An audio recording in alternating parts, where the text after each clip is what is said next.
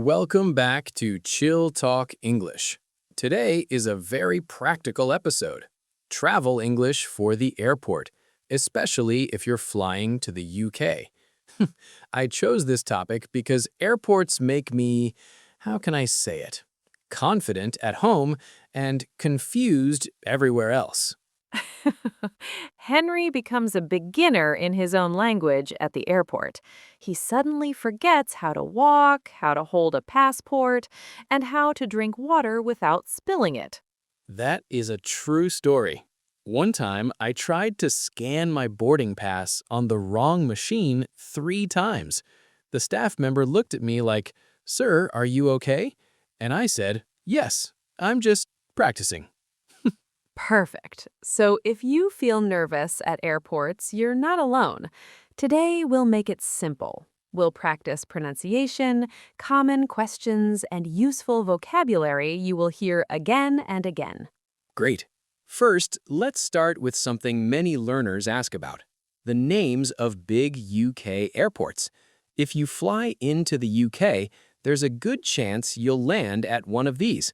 So let's train your mouth a little. Not too much, just enough. Just enough mouth training for today. Here are 5 very common airports people talk about.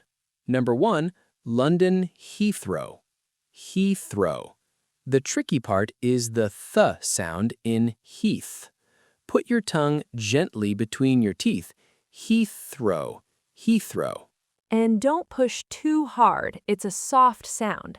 Heathrow. Heathrow. Nice. Number 2, London Gatwick. Gatwick. Many speakers make the T very small. You can say Gatwick, but it may sound more natural as Gawick with a light T. Gatwick. Gatwick. It's short and quick, like I'm flying from Gatwick. Easy. Number 3, Manchester Airport. Manchester. The ch is strong. Manchester. Manchester.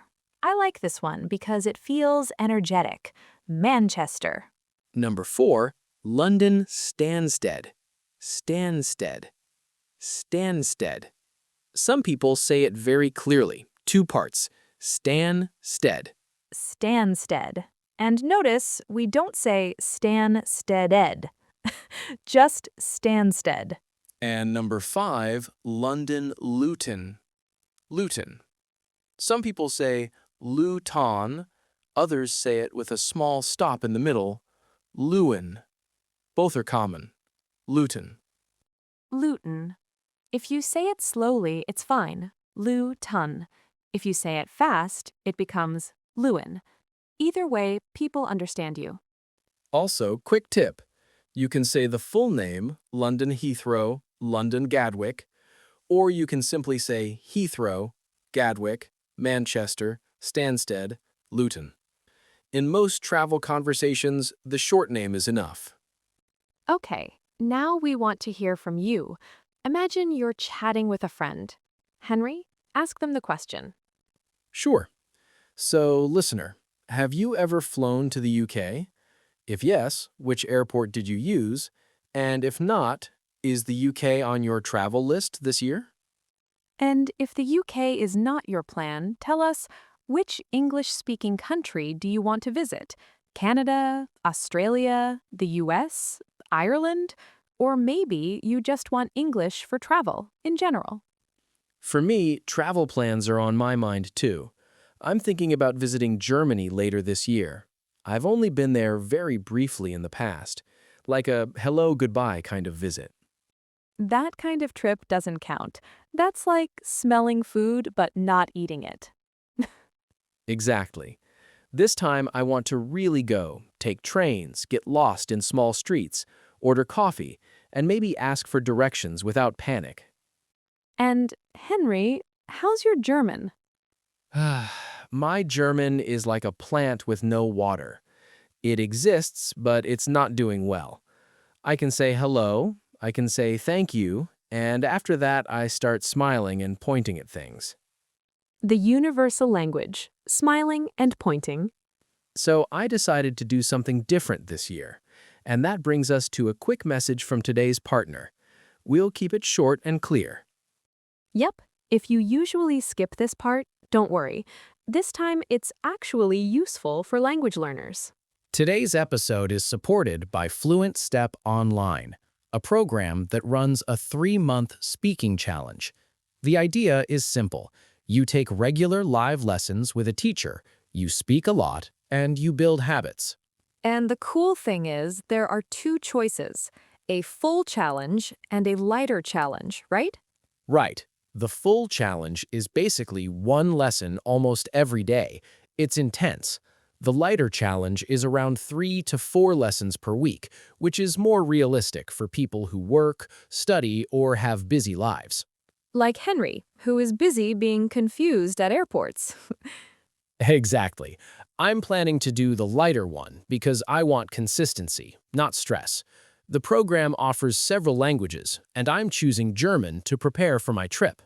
And for you listening, if you're learning English, you can join an English speaking track too. The main point is you practice speaking with a real person, not only with an app. There's a small registration fee, €7, but if you use the code Chilltalk7, the registration fee becomes free. And if you attend your lessons consistently, you can get a partial refund at the end. Always read the details before you sign up, of course. But if you like structured practice and someone guiding you, this kind of challenge can help a lot. Exactly. Okay, back to the lesson. Now we'll move through the airport journey in a simple order. Before the airport, at check-in, security, and then extra helpful words. Let's start before the airport. Imagine your friend asks you a normal question. Question 1. Where are you departing from? Depart means leave, so you can answer, I'm departing from Heathrow, or I'm departing from Manchester. And if you want to sound extra clear, you can add the city. I'm departing from London Heathrow. Question 2. Which terminal are you flying from? A terminal is the airport building where you check in and go to your gate. Some airports have Terminal 1, Terminal 2, Terminal 3, so you might say, I'm flying from Terminal 4. Question 3. Which airline are you flying with? Airline means the company, like British Airways, EasyJet, Ryanair, Lufthansa. And if you don't know how to pronounce an airline name, you can simply show the ticket on your phone. But it's good to practice. Question 4. What's your flight number? The flight number is something like BA123 or EZY456. You can say, my flight number is BA123. Say the numbers clearly. For many learners, that's the hardest part when they feel nervous. Question 5. What's your baggage allowance? That means, how heavy can your suitcase be? For example, my baggage allowance is 23 kilos. And remember, many airlines have different rules for checked baggage and carry-on baggage. Good point. So let's define them simply. Checked baggage is the big suitcase you give to the airline. It goes under the plane. Carry-on or hand luggage is the bag you keep with you. Okay, now you arrive at the airport. What's the first mission? Find your check-in desk. To locate means to find. So you locate your airline's check-in area, then you stand in line and you prepare your passport. And at the desk, you can hear simple questions like, can I see your passport? Do you have any bags to check? If you have a suitcase, you can say, yes, I have one bag to check. Then they may say, please put it on the scale. The scale measures weight. And sometimes they ask, would you like a window seat or an aisle seat? A window seat is next to the window. An aisle seat is next to the walkway. I always choose the window seat because I like looking outside and pretending I understand how planes work. I choose aisle because I like freedom. Also, I drink a lot of water, so, you know. Another question is important when you travel with friends. Do you want to sit together? You can say, yes, please. Can we sit together? And if you're traveling as a couple or with family, it's totally normal to ask again, politely, if you get seats far apart. Sometimes flights have problems. You may hear, your flight is delayed. A delay means it will leave later than planned. Or worse, your flight is canceled. Canceled means the flight will not go. If that happens, you can ask, what are my options? Or, can I take another flight?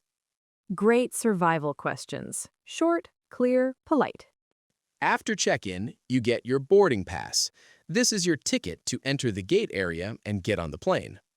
On your boarding pass, you can see your gate number, your seat number, and the boarding time.